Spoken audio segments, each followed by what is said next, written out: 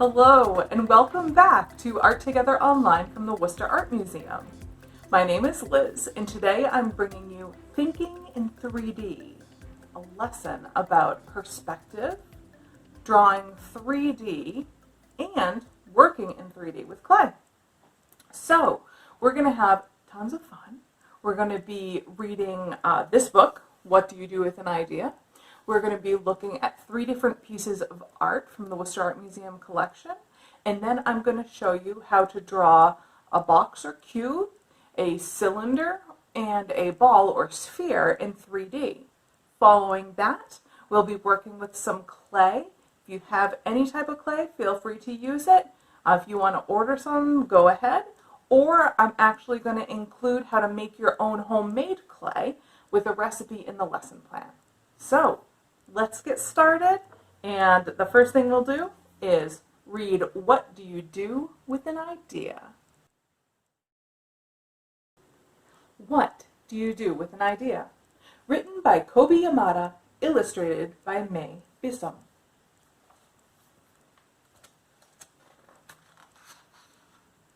What do you do with an idea?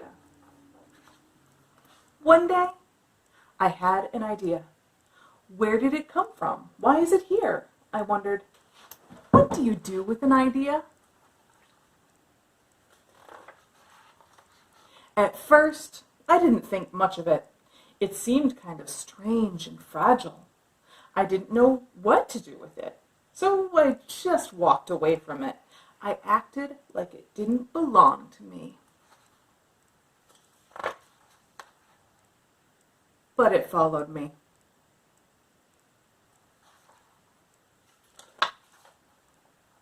I worried what others would think. What would people say about my idea? I kept it to myself. I hid it away and didn't talk about it. I tried to act like everything was the same as it was before my idea showed up. But there was something magical about my idea. I had to admit, I felt better and happier when it was around.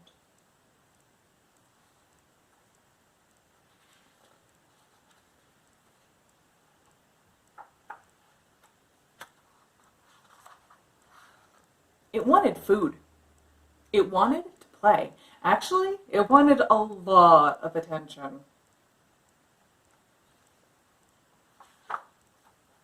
It grew bigger, and we became friends.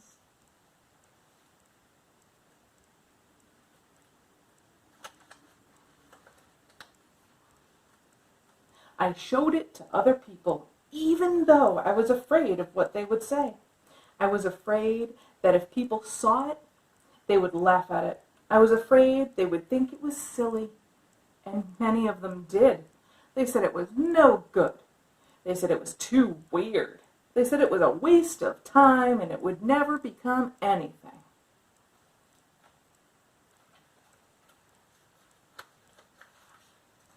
And at first, I believed them. I actually thought about giving up on my idea. I almost listened to them.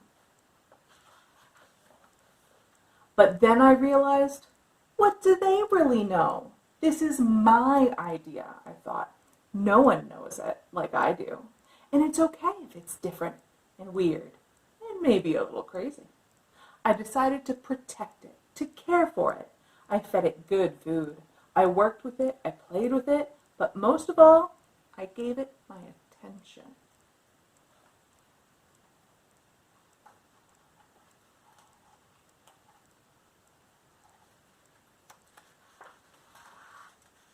My idea grew and grew, and so did my love for it. I built it a new house, one with an open roof where it could look up at the stars, a place where it could be safe to dream.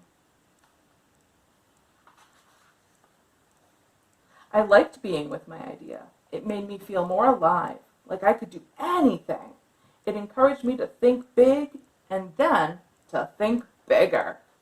It shared its secrets with me. It showed me how to walk on my hands because, it said, It is good to have the ability to see things differently.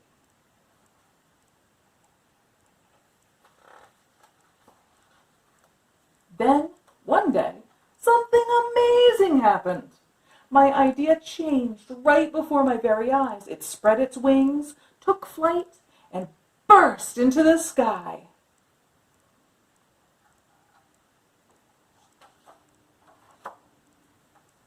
I don't know how to describe it, but it went from being here to being everywhere. It wasn't just a part of me anymore.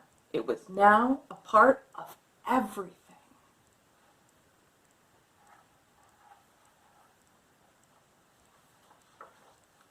And then I realized what you do with an idea. You change the world.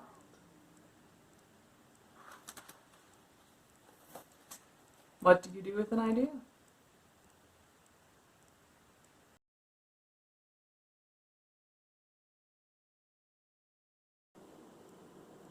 All right. Well, What Do You Do with an Idea is a great book for what we're doing today, thinking in 3D, because 3D is, in 3 dimensions. So how do you get something to look 3D on a 2D piece of paper? You use what's called perspective, and you can sort of trick the eye into thinking that something looks 3D even though it doesn't. Now, perspective is actually a tool that artists use to do just that. It's a technique to make somebody's eyes think that they're seeing something that's 3D even when it isn't. It's just 2D. So we're going to be looking at 3 pieces from the Worcester Art Museum's collection today that show a few different stages in artists' understanding of perspective. So first, we're going to go back about 600 years, and we're going to hang out in the 1400s in Italy. So the first painting that we're going to be looking at is called Scenes from the Coronation of the Emperor Frederick III from Rome. Now, this was painted by Giovanni Guidi, who was Italian. And if you look at it carefully, you can see that this artist put tons of time and detail into all of the aspects of this painting. The people are meticulously painted, the horses have had a lot of attention, the building's shadows and the colors in the painting are beautiful. But if you look at the perspective, it seems a little bit off. So, for example, all of the buildings can be seen from the same corner. Now, if you were to go and look down the street, all of the houses on the street wouldn't look as though the same corner was facing you. They would be more in a line. So you'd see them going back a little bit further.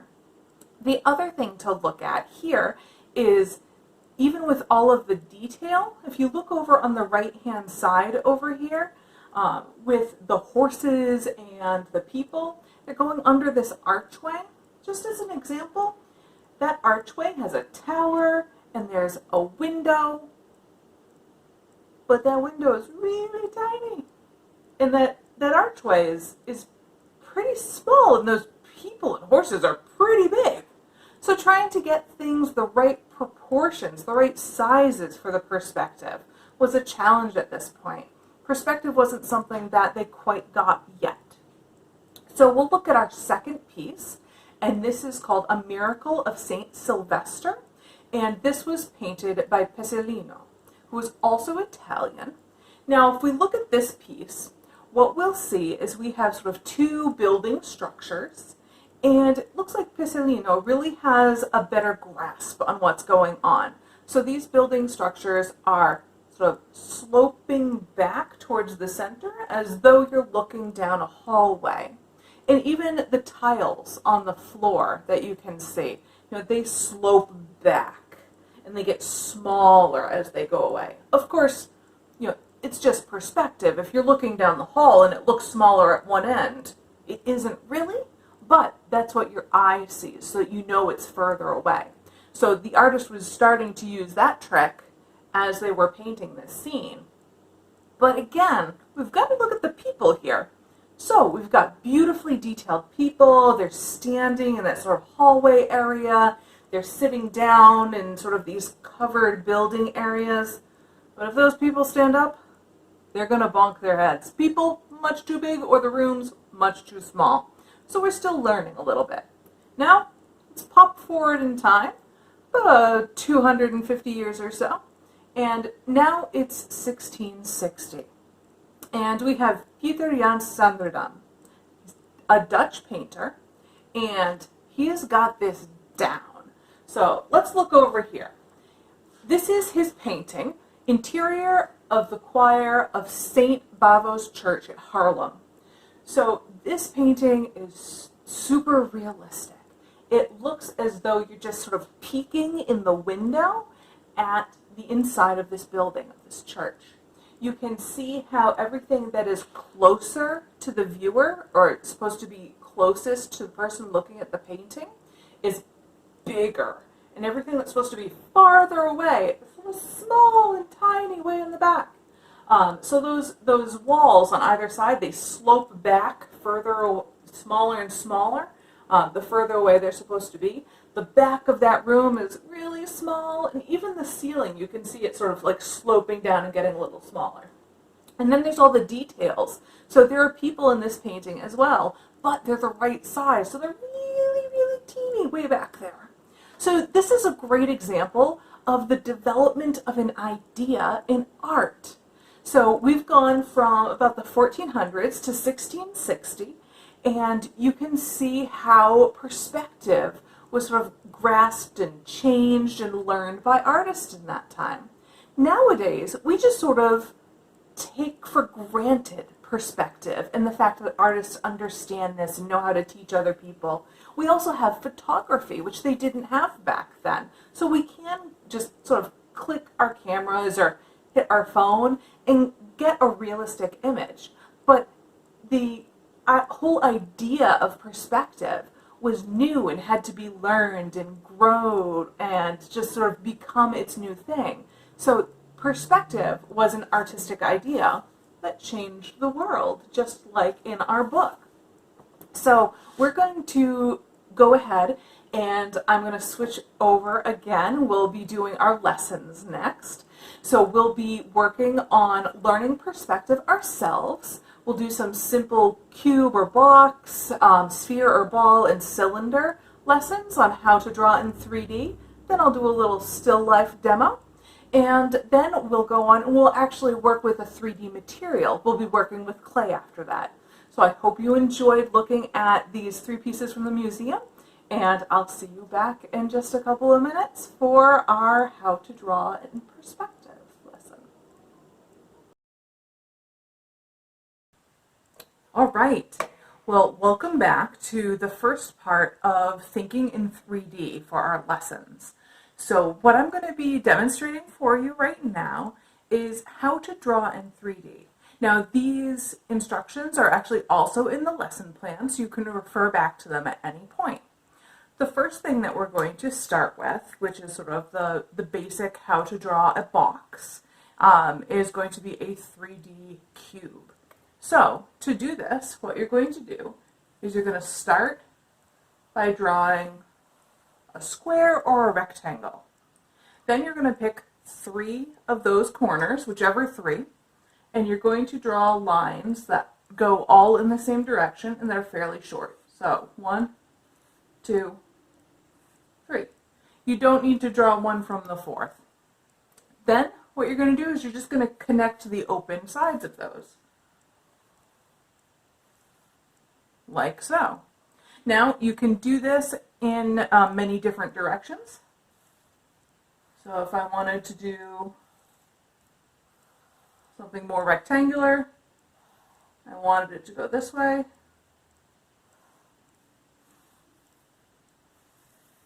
that works absolutely fine. And you can turn these around however you want. So for example, if I wanted to take 2 of these just regular rectangles, and I did this,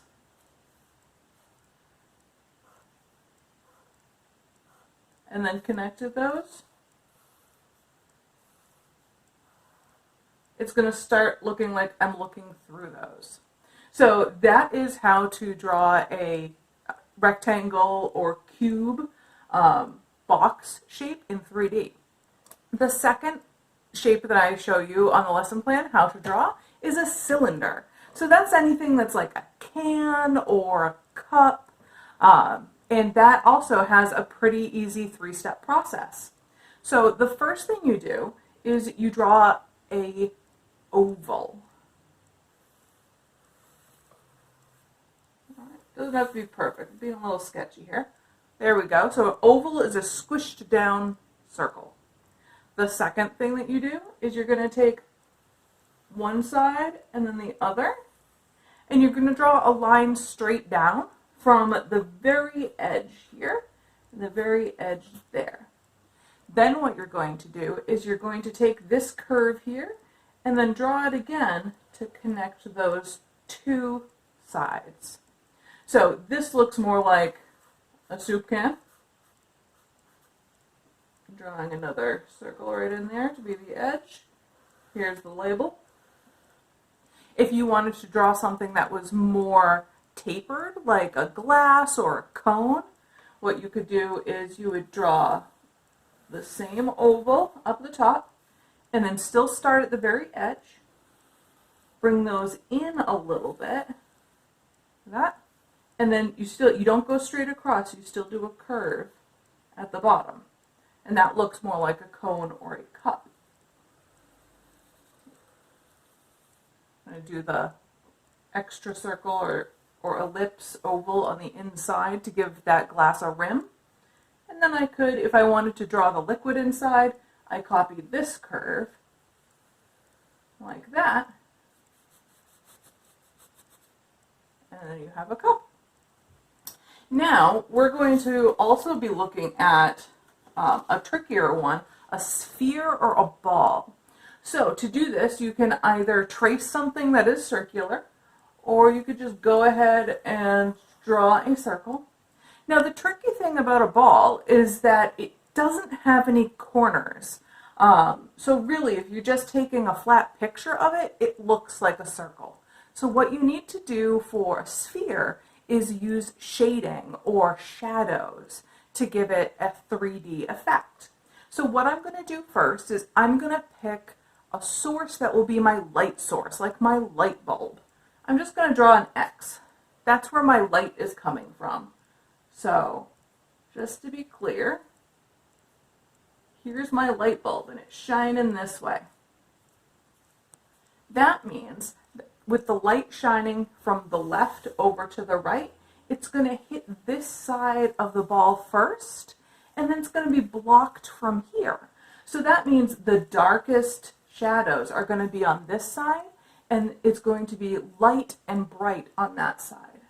Now, when you are shading a sphere, a ball, not a circle, what you do is you use curved lines for your shadows. You see how I'm making curves? I'm sort of crossing them over each other. So I'm making curved lines for my shadows.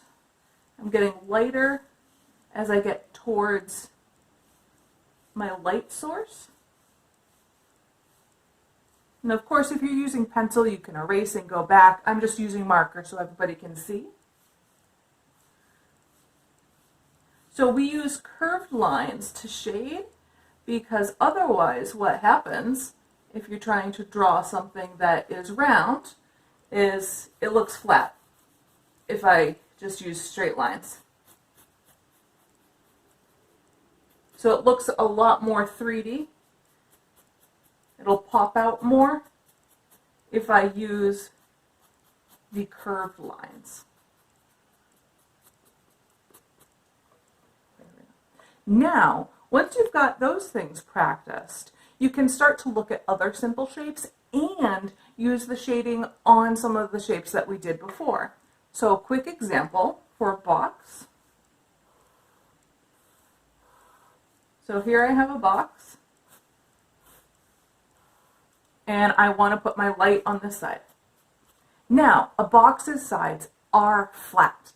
so you don't need to make curved lines to shade. So this side would be the lightest, this side would be the darkest. So I'm just going to go ahead, make that nice and dark, because that whole side won't get any light. Now, it will be darker over here than it is over here, so I can go ahead and make those lines. Same thing over here. Now, the other thing that you can think about if you want is this blocks light from going over here, so you can actually draw in the shadow.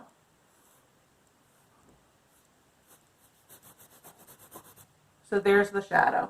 You could do the same thing for this ball, just or an oval shadow, like that. So for the cylinder, you've got your ellipse or oval. You've got your sides here. Now it gets a little tricky because you have curved sides and flat sides. So say my light is over here on this one. On the top here, I'd want to use straight lines because the top of my cylinder is flat. But over here, I want to use curved lines because that's actually a curved surface.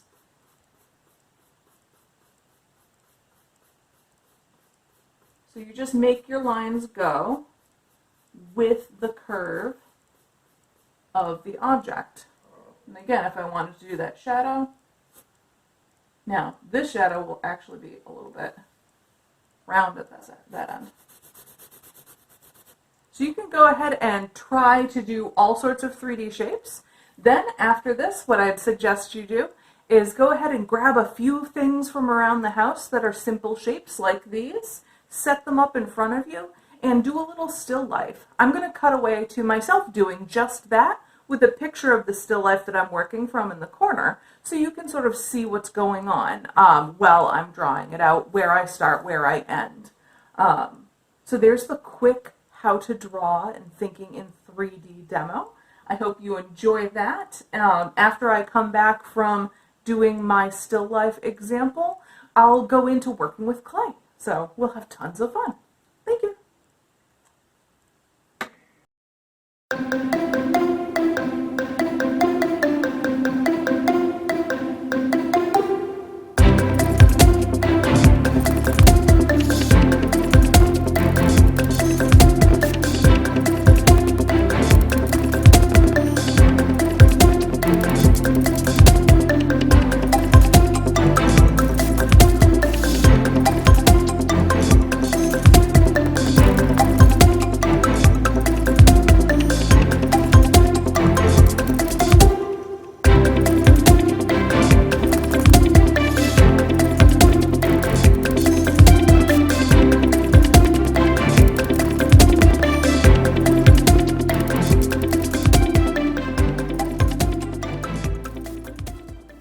Thanks for doing the drawing in perspective lesson with me. Drawing in perspective is something that almost every artist really tries to learn at some point because it helps you think in different ways. It sort of is a mix of geometry and math, and there's so many cool projects that you can do with it once you understand what's going on. So I hope that you enjoyed that. So now what we're going to be doing is we're going to be working with clay.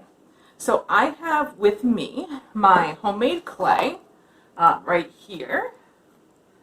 So you know it's really nice and squishy. It reminds me of a slightly sticky Model Magic, and it works really well. So you get to mold it and mush it, and then when you're done, you bake it, and it's just hard and ready to go. I actually have a couple of pieces right here that I'd made earlier that I'll show you. So here we go. So this is a snake that I've made, but I haven't added anything to it yet, and it's pretty hard. So we're good to go there. And then this is a little lizard that I'd made, and I didn't paint this. I actually just used markers right on that. So you could paint it, you could add markers, you could leave it white, completely up to you. You can also make other things. So these are a couple of flowers that I made. And I'll sort of show you a few different techniques. So some tools that you might want around that are very easy to find household type items. If you don't have clay tools at home, a paper clip, if you unbend one of these wires, is great for poking holes and doing sort of general cuts. You can use a pencil or the end of a paintbrush to poke sort of holes in it as well. And then we're going to be looking at textures. So if you have a can that has ribs on it, we'll try out some bubble wrap to see what that does for texture. Anything else that's bumpy as well. So I have, a bumpy plate from another project that I did. So we'll be trying that out. Even this case that I keep my clay in normally, it's an old takeout food container that I cleaned up. That has some great texture right here as well. So we're going to be going over some basic clay sort of techniques that everybody should know. And what I'll do is I'll actually sort of switch to seeing my hands so that you can get a closer look at what I'm doing and really understand rather than trying to see me from way back here. All right, so I'm just going to switch the view and be right back. All right, so we're back and I have my homemade clay. I just keep it in this sort of old takeout container. Anything that's airtight is great to keep your clay in. And I'm going to show you 5 basics that you need to know for working with clay. We'll be going over coils, balls, we'll be going over connecting pieces, texture, and slabs. So let's start with the coil. Just take a piece of clay from your larger chunk, and then to create a coil or a snake, you just take the piece and you roll it between your palms. You don't want to go on your fingers because what that does is it sort of makes it bumpy on one side. Unless you're going for that, you really just want it to be smooth. So keep it between the palms of your hand right here. You can also rub it out, or roll it out rather, on a table. If you want it particularly long, this helps. You go back and forth and sort of squish it to the side at the same time. So you can see here, I'm going back and forth and then squishing it to the side.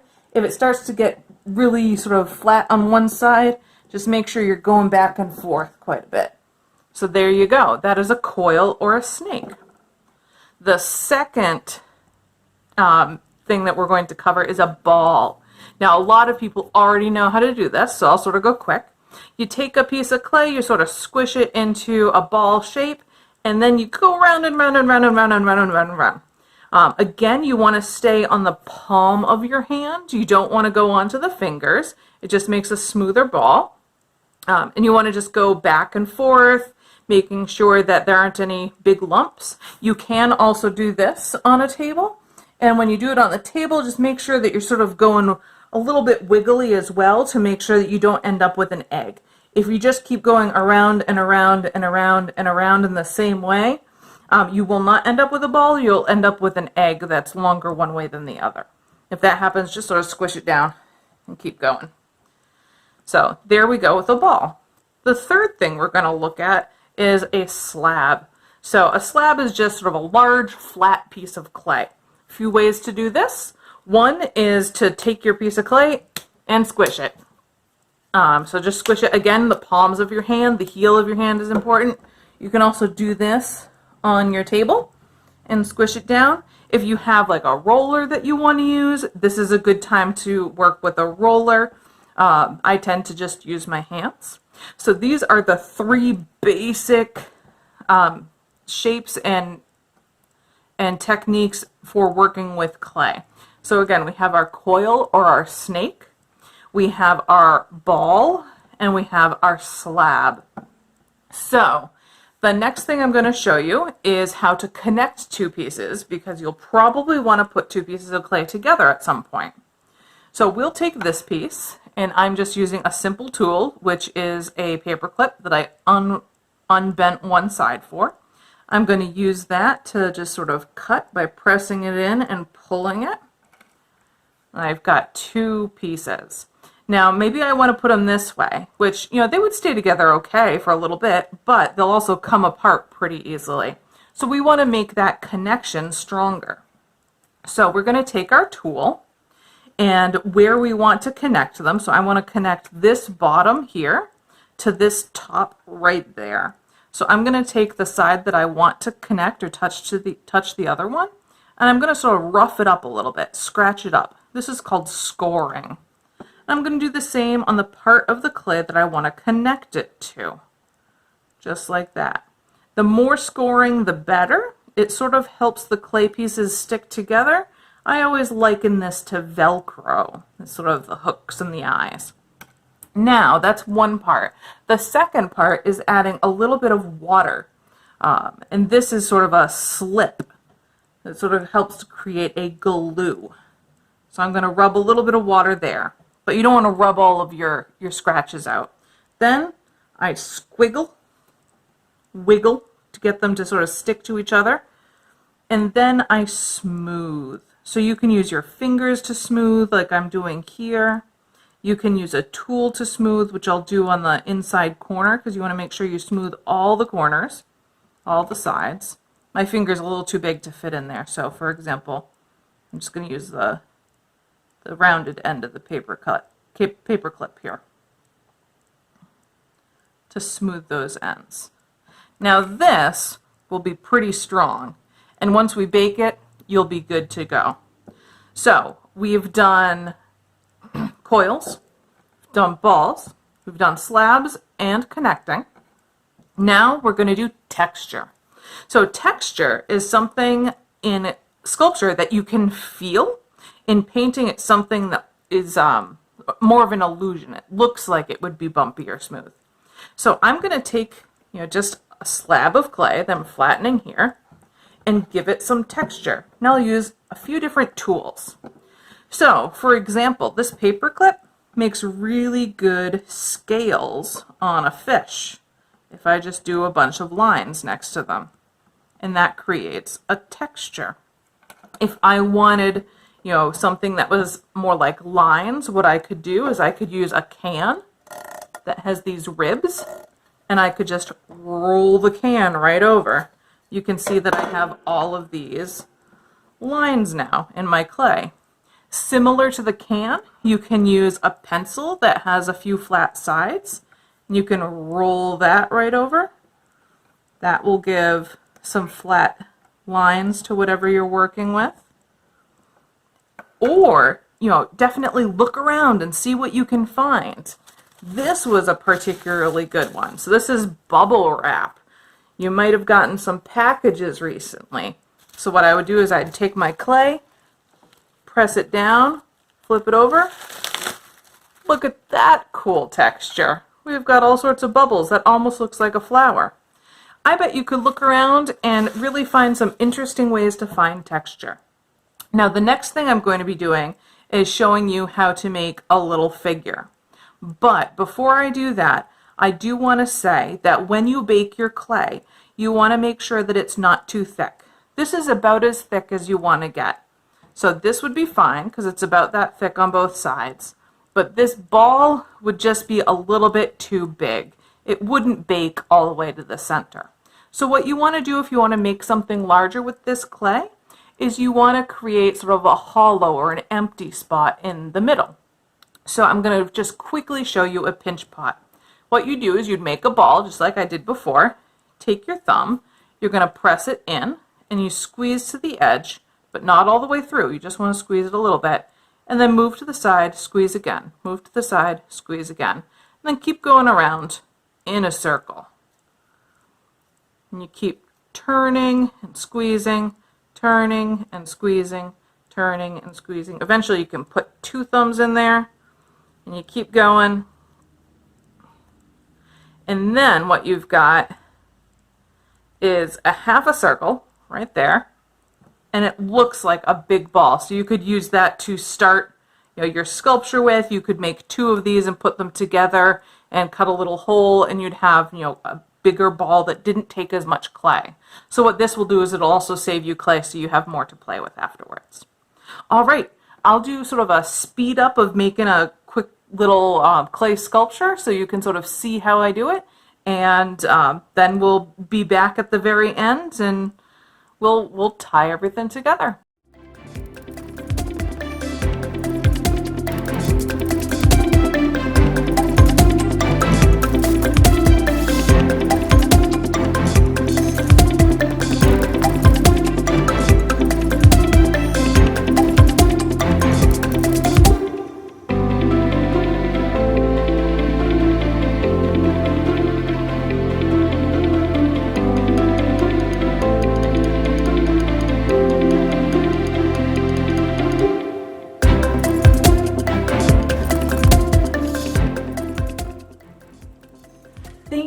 so much for being with me today and going on a Thinking in 3D adventure. I hope that you had a lot of fun listening to the book, talking about the art, drawing and creating your own 3D and 3D perspective artworks. And we would love to see them if you'd like to share them with us. You can post them online on Instagram or Facebook and then tag us. You can use the hashtag WhamArtTogether. And we're going to put them all together in a Flickr album so everybody can see the at-home awesome artwork that's going on.